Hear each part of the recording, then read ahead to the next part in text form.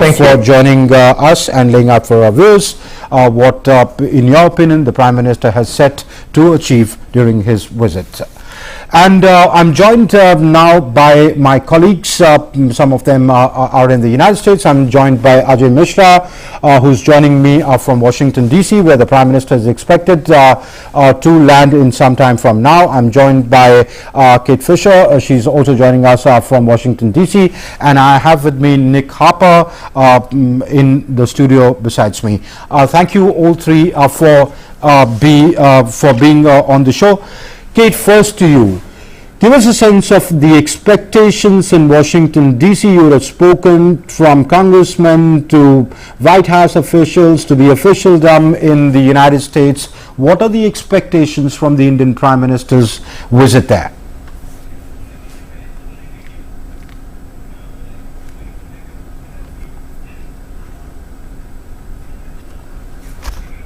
All right, Kate, can you hear me? Kate, are you getting my audio? I think Kate is not getting my audio, and I can see Ajay also trying to. And let me begin with you, Nick. Nick, you're based out of Washington, D.C. You are here in Delhi here for some time. But what is your sense? What are the expectations in D.C. as Prime Minister Modi starts his visit there? He's expected to land in a few minutes. He's taken off from New York. What are the expectations in D.C.? I think the expectations are high. Really, this has been something that the US has been building towards for several months. It feels as if we've now reached a key moment, now less than 90 days until India hosts the G20, and of course this is a historic visit to Washington DC and to New York. We don't often see world leaders get invited to the White House for a state visit, and yet here we have Prime Minister Narendra Modi visiting there. That state visit will take place on Thursday, and that will really be an opportunity for the two leaders, Prime Minister Modi and the President, Joe Biden, to speak about the many different relationships they have. They are hoping to forge partnerships, to strengthen already existing partnerships as well in a whole host of different areas, from technology to business to defence. I think this will perhaps be looked back on in years to come as a defining moment in the India-US relationship. We've seen certainly a warming from the US side over the past 2.5 years since Joe Biden came into office. He's made it very clear that India is a key strategic partner for him for a whole host of reasons, but not least to do with China. He sees China as a country that the United States wants to push back against, and he's trying to get India on side in that. Hi. So I think we'll see the two leaders working together, really trying to push forward their relationship, push forward geopolitics, and also push forward how the two countries themselves interact on a whole host of different areas. And the potential is that we could see some very significant deals coming out of the back end of this visit. It's interesting you mentioned China and the timing of it, Nick. The American President Joe Biden says he's gone on to the extent of calling Xi Jinping a dictator, even while his Secretary of State was in Beijing to meet with the Chinese leadership. But here he hosts the Indian Prime Minister at the White House on a state visit, on a private dinner as well. So, Nick, how do the Americans see India? Do they see India as a counterweight to the Chinese? Because probably India would not want to see itself like that. We saw the pre-departure statement of the Prime Minister where he said that we're not trying to supplant anybody here. We're just asking for a rightful place in the world.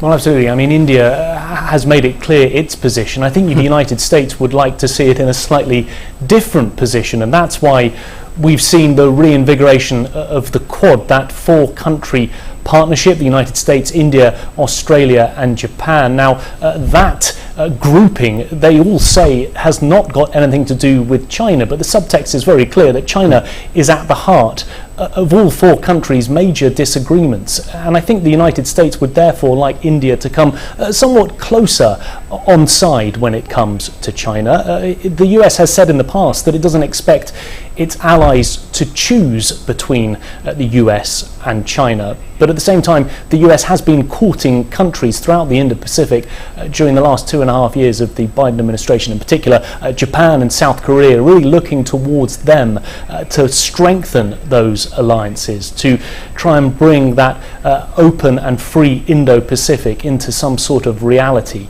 So I think we will see President Biden, perhaps not in public, but certainly in private, speaking to the Prime Minister and speaking to him about the issue of China. What leaders speak in private is often different from what they speak in public. But despite the homilies of the world's oldest and the world's largest democracy, natural partners, etc., Indians and Americans coming closer, this relationship going from strength to strength, are there convergences on hardcore interests? The Americans see India, the most populous nation of the world, as a big market, an emerging economy, where they can sell their wares from the defense companies. For India, co-production, taking technology, seeing where they can converge on issues where they don't converge, like say climate change, transfer of technology, climate finance, etc. Climate change, broadly they agree in principle, but not how to go about achieving it. There are differences on that, but try and converge where they can. And so over the next 2 days we could see just core hard interests play out. Well, undoubtedly, I think the United States looks to India and very much sees it as a place where it can do business, where it can not just strengthen its strategic geopolitical alliances, but also a place where it can do some very serious business. We've seen trade between the two countries increase dramatically over the course of the last 15 years or so. At the start of the Obama administration, it was considerably less than it is now, and during the course of that last 15 years we have seen a real dramatic rise. I think also defence is another key area that the two countries will coalesce around during the course of this visit. We are expecting the possibility of two big deals that verge into the areas of defence. One, potentially a $2 to $3 billion drone deal, the United States supplying India with drones, but also fighter jet engines, something that the two countries seem to want to work towards. They just need to get it signed, and that's something that we could see taking place over the next couple of days. But yes, you mentioned other areas. Climate change, it's an area that the two countries share concerns around the world. Another area, of course, is AI, artificial intelligence, the growth of that, and the significant concerns that have been raised, even by the AI companies themselves, during the course of just the last couple of months. I think that is something that both leaders want to try and get to grips with as best they can. So trade, defence, AI, climate change, just some of the areas that the two will want to work together on and potentially sign deals that could be worth billions of dollars. Okay. Nick, do you remember when the Prime Minister had visited and when Donald Trump was the President, they were together, they held a meeting together in that arena, so is there in the relationship trajectory a sort of bipartisan support to this relationship, or there are differences? Because there were concerns, at least in Indian quarters, raised when the Democrats came to power, that how they look at the dispensations in India may be very different from how the Republicans looked at. Well, there was certainly, on a personal level, what seemed to be a very warm relationship between former President Donald Trump and Prime Minister Modi. We had the Howdy Modi rally that was held in September 2019 in the state of Texas, where the Prime Minister visited the United States. Quite an incredible moment. And then just a few months later, when we got into 2020, Donald Trump visited Ahmedabad. Yes. So, we certainly saw a warm relationship. Namaste, Trump. Yes, Namaste, Trump. Yes. That was the return visit. So it was a warm relationship. We saw hugs between the two of them. It went beyond just cordial handshakes. And I think there was that concern that perhaps the personal connection that the two had forged would be lost with the Democratic administration coming in, with President Biden coming in, and perhaps he might view that relationship a little more coolly. I think we've seen, though, the trajectory certainly heading upwards during the course of the last 2.5 years. It is something that President Biden has made clear he wants to build upon. He wants to get closer to Delhi. He wants to be able to say that the United States and India are standing very closely together on a range of issues. And also, let's not forget that the Indian voting bloc in the United States is a very significant one for both parties. They court those voters ahead of elections, and Joe Biden knows that next year he himself will be facing a re-election, November 2024. It's a date for the diary, and he knows that he needs every single voter on side. So yes, he will be showing that India matters to the United States, but on a personal level as well, that India matters to himself and his Democratic Party. Okay. Nick, let me get our colleague Kate Fisher, who's joining us from DC. Kate, we understand the Prime Minister is going to land in Washington DC in some time. He's already taken off from New York, wrapping up the first leg of his visit and beginning actually the state part of the visit there. So I try to ask you while we were trying to connect, what are the expectations in DC on the Capitol Hill, at the White House, in the official realm, in the Congress, when the Indian Prime Minister arrives in the American capital? Well, the expectations are really very big. Unlike some visits from foreign leaders where the White House tries to play down any kind of tangible deliverables that will come from the meeting, this one they're doing the opposite. They're saying they will be able to tell us after these meetings of some positive steps forward in the relationship between the US and India, politically, in terms of business, in terms of defense, things like sharing more defense technology, something India has been asking for some time. We expect that to go ahead. Investment in semiconductor production, in India itself, but also in training Indians in US technology on that, supply chain issues, potentially as well a drones sale to India of US-made military equipment. So there are lots of things that the Biden administration is touting as potential results from these meetings. And as you say, Mr. Modi will be arriving in Washington, D.C. today, and he will be greeted by President Biden later on in a more low-key arrival where they'll have a private dinner together, and tomorrow is the big state reception. Okay. And what are the expectations on the Hill, Kate? What do you hear from the Hill? Okay. Okay, let me try and get in Ajay Mishra. Ajay, can you hear me? Okay. Ajay, we saw the Prime Minister meet thought leaders from around the world in New York. He's meeting some more, business leaders in Washington, D.C., as I understand. What are the expectations, especially within the business community, because there could be not just G2G agreements, but business-to-business agreements, be it on, between the HAL and GE or in AI or other tech spheres?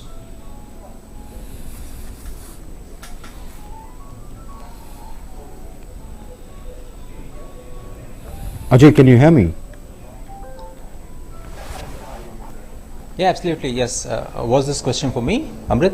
Yes, Ajay. Yes, if you can hear me. I said, I was asking Kate about what the expectations in the administration and on the Hill are. From you, I want to know what are the expectations in the business community.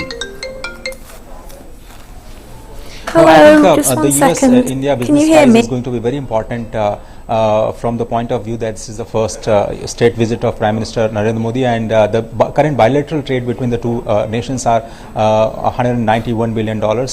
We understand that US is India's largest trading partner, despite we don't have any formal trade deal. But remember that India is at the 9th position when it comes to the bilateral trade between US. So for US, we are at the 9th position. For us, they are our largest trading partner. That is very important to understand.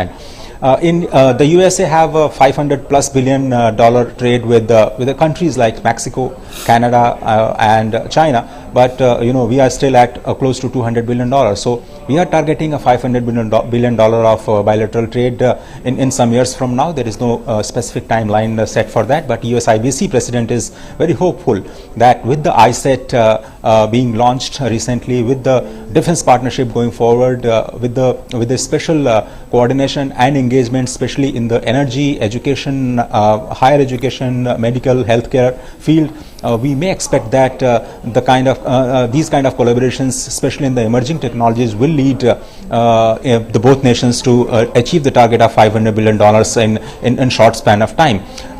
For the potential, the sky is the limit, as they say, but we'll have to see whether after government to government clearance, the private sector would be actually willing to join the hands, because it takes lots of time for the investors and companies to actually go feel the atmosphere and ecosystem on the ground, and then make the investment decisions. It's not, the investment decisions are not made in a hurry, and they will have to also see the return if they are going to co-develop and co-manufacture in India as a base for their exports. So they will have to assess lots of equations and also the regulatory provisions, the dispute resolution mechanism in the particular country they are going to invest in. It's a long process, but it has started. At least the ecosystem is there. At least their willingness, especially in the administration and in the Congress, is there. The bipartisan support for the Prime Minister's state visit and his address to the joint session of US Congress is a big statement in itself, that both the nations, both the democracies are ready to come closer on the economic front, on the strategic front, and we believe that while the defense deals might need some kind of clearances from the Congress, there are many B2B deals which can be accessed, which can be facilitated very easily without going to the regulatory and approvals from the Congress, so to say. So non-strategic sectors find it easy to move forward, while some of the strategic sectors like defense and co-production, especially in the startups linked to the defense, they will have to go via regulatory clearances, and that might take some time. But at least it has started. In the next phase, I think what people are saying on the ground is sky is the limit, and we are going to see the relations moving upward trajectory from here now on. Amrit. Okay. Ajay, you've been there for a few days, you've been, especially for this visit. He's also, the Prime Minister, also meeting the CEOs later today, as I understand. What is the sense that you get from the people that you were speaking, especially the business community? There are things that are going for India, as you mentioned, large market base, growing economy, the rate of growth as compared with the other countries around the world, etc. The willingness of the two governments to collaborate, to give that push.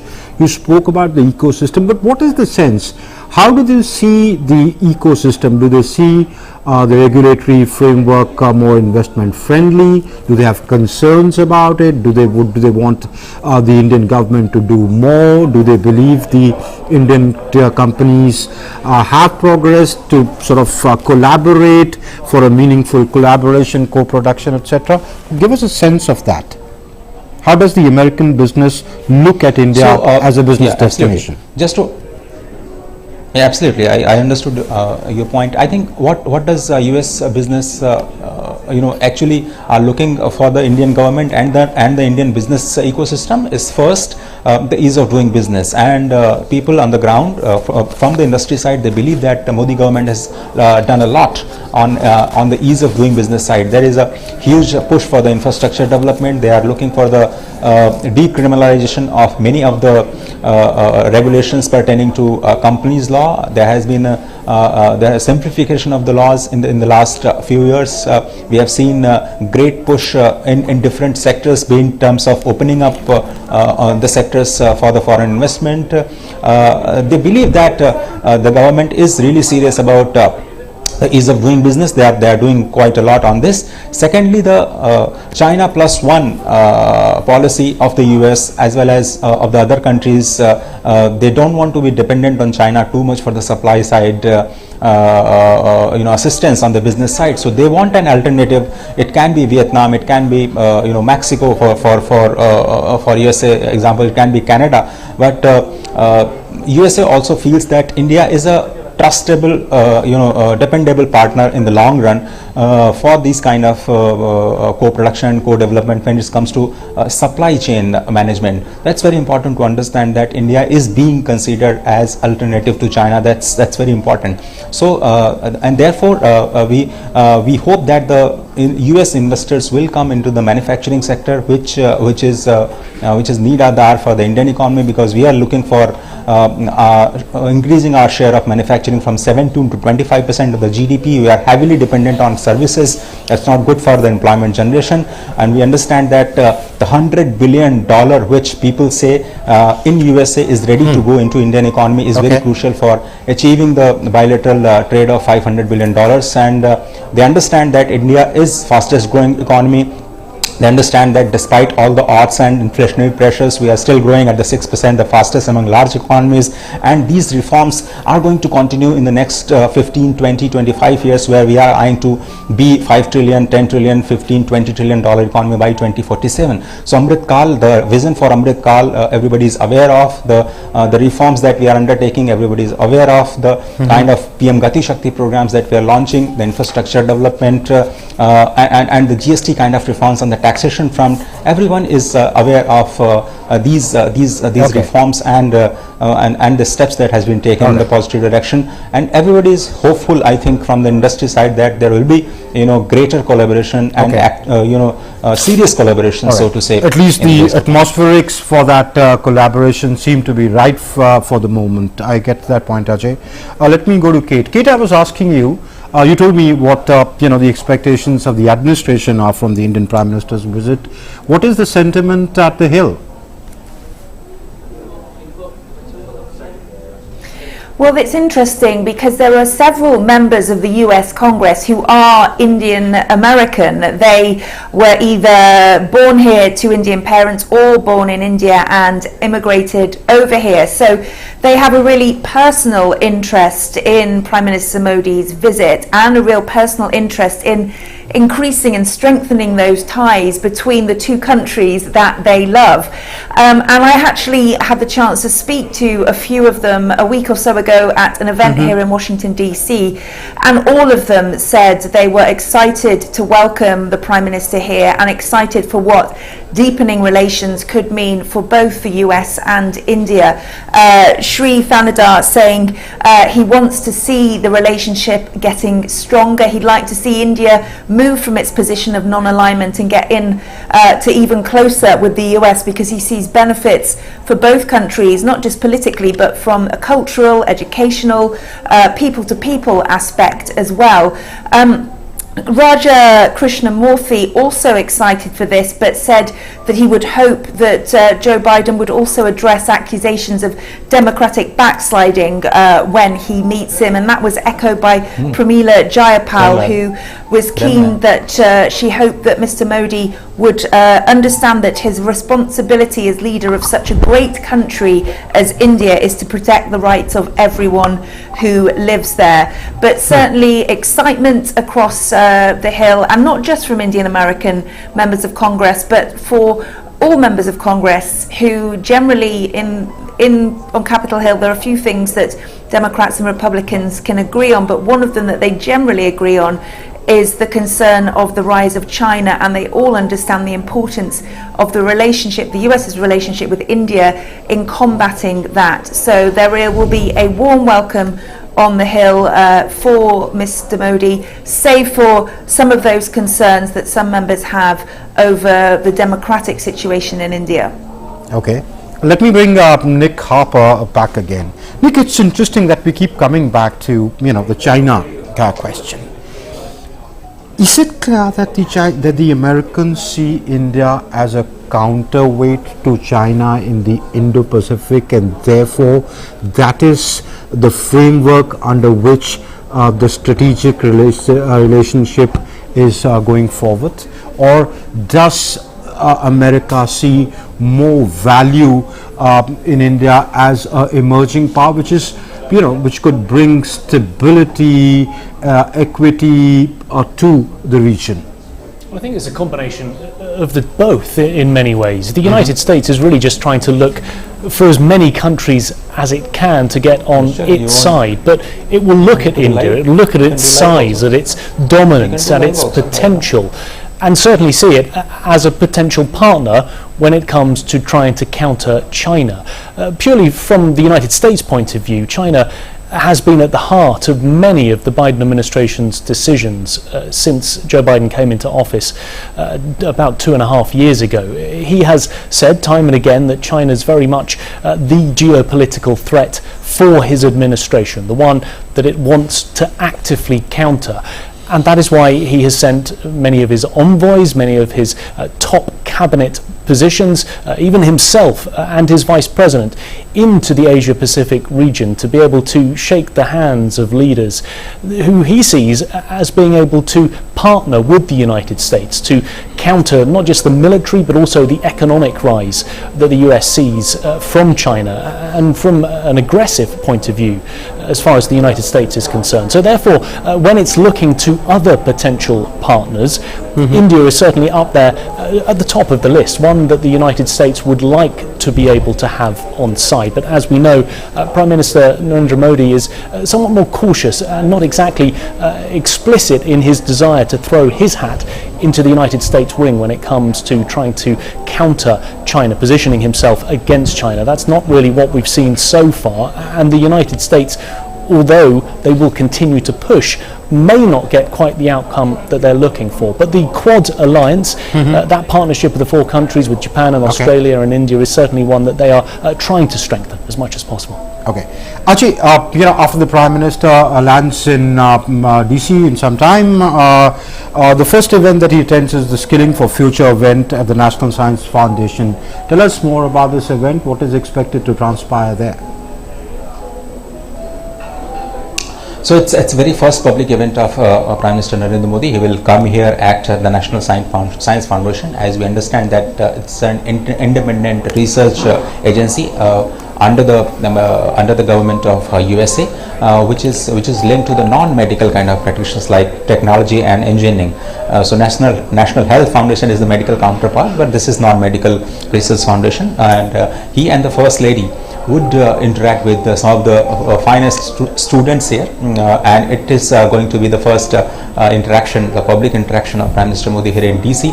It's going to be very important from the point of view of collaboration into the education sector. Higher education is what the Indian and US universities are looking for, some kind of collaboration. We have also opened our gate for private universities in the regulatory terms. We expect that more and more institutions from US will come together for the research and development, for the students to students exchange programs, and it's going to be very important. And the White House in its release have said that the First Lady will host this very first engagement, and it will mark a significant opportunity for both leaders to interact with the Indian and American students, fostering educational and cultural exchanges. This visit to the NSF underscores the importance of scientific collaboration and career-oriented learning initiative between the two nations. During the visit, the First Lady and the Prime Minister will meet the students from US and India and participate in a moderated conversation. That's the official release of White House, which has said that this very first interaction of Prime Minister Modi with the students, and you must have seen some of the visuals from UN headquarters also, where he actually met some of the students practicing yoga out there. So Prime Minister Modi, as we know, have a special place in his heart for the students, and always he tries to interact with the students both at home and whenever he is out for a very special visit. This is going to be very important. Very true. Kate, if I can come to you, my last question to you this evening. Kate, Kate, when President Biden and Prime Minister Modi meet and hold those, closed-door talks, is the Russia-Ukraine conflict expected to figure? We heard the Prime Minister say that India has been accused of taking a neutral position, but we are not neutral, we are on the side of peace. How much of that cuts ice with the White House and with the Congress that he's going to address? It will certainly be on the issue for both lawmakers and President Biden. It is one of the, aside from China, it is the biggest foreign policy issue on the agenda for President Biden. He is looking for allies in the support of Ukraine against the Russia's invasion, and there has been maybe a tepid response, certainly in the beginning, from India when it came to votes at the United Nations on condemning Russia's invasion, and so I think he will be raising that. And certainly since then, India has become much more vocal in its criticism of what Vladimir Putin is doing, and I think Joe Biden will be trying to work on that, and perhaps seeing that if there is a joint statement or statements released after their meeting, that perhaps there could be some language in that, maybe not very, very strong language, but some language from the Indian side that they do not approve of what is happening in Russia. But yes, it will definitely be something that's on the agenda. I'm not sure that the US thinks that they're going to get particularly far with it, but they will keep up that pressure, because even though India is very much its own country, its own democracy, and it doesn't like necessarily to align itself with one side or the other, the US will be hoping that it can achieve enough of a deepening of the relationship that they feel they can rely on India in terms of any kind of competition with China and with Russia. So certainly that is going to be one of the things on the table in that meeting in the Oval Office. Okay, all three of you, Nick, Kate and Ajay, I can't help myself but ask this silly question. Are you guys hearing anything on what the porters and the floaters are going to offer the Prime Minister on that private dinner tonight? Okay, Ajay, you first. So stage all set for the grand welcome at the White House lounges. It has been, for the very first time, it has been opened for the Indian diaspora. More than 8,000 registrations have come. There are more and more Indian Americans asking for space, but as you know, there is no vacancy. What's on the dinner table, dinner which will be hosted by the First Lady, and the porters will be in the evening. I think 400 seats have been reserved. Most prominent Indo-American and American citizens from across the important areas of science, technology, economy, and the Nobel laureates, who is who of the different people from across the states from America would be joining this very special dinner. Yes, it is going to be several rounds of informal and formal talks between the two great leaders, and as we just said that the First Lady will be having the first program, and later on, they will host a special dinner for Prime Minister Modi at the White House lounges. So it's going to be very, very special from people to people connect point of view. Also, leave aside the hard negotiations on defense, on ISET, on education. I believe the atmospherics and the food sets the stage for the hard talks. Kate, if you could briefly answer my question, if you're hearing anything on that. Yeah, so I am. So actually, interestingly, yesterday I was at an Indian restaurant, one of the premier Indian restaurants in Washington DC, and I was speaking to the head chef there, who the last time Mr. Modi was in Washington DC, he was actually involved in providing the food for him at the White House, and he invented a new dish trying to merge US cuisine with Indian cuisine called the Gujarati lasagna. He's not being involved this year. They're letting another Indian chef do that, but certainly he said that he expects there to be some sort of fusion aspect to it, and of course he's delighted that the Indian spices and flavors will be parts of the diplomacy, and he made it clear that he thought that food and sitting around the table and sharing a good meal was just as important as these high-level political discussions. Okay, Nick, are your friends telling you anything? I must admit, I'm glad that Kate had an answer, because I don't. But that idea of fusion food certainly chimes with what we've seen from the White House in the past, trying to achieve some sort of diplomacy over the dinner table itself. So yes, it looks as if we could get that fusion once again potentially on the menu. All right. On that note, I'll thank all three of you, Ajay Mishra and Kate Fisher, from joining from Washington, D.C. And Nick, thank you for being on the studio here in Delhi. Thank you all three. And that's it then in this edition of Prime Minister, this special program on Prime Minister.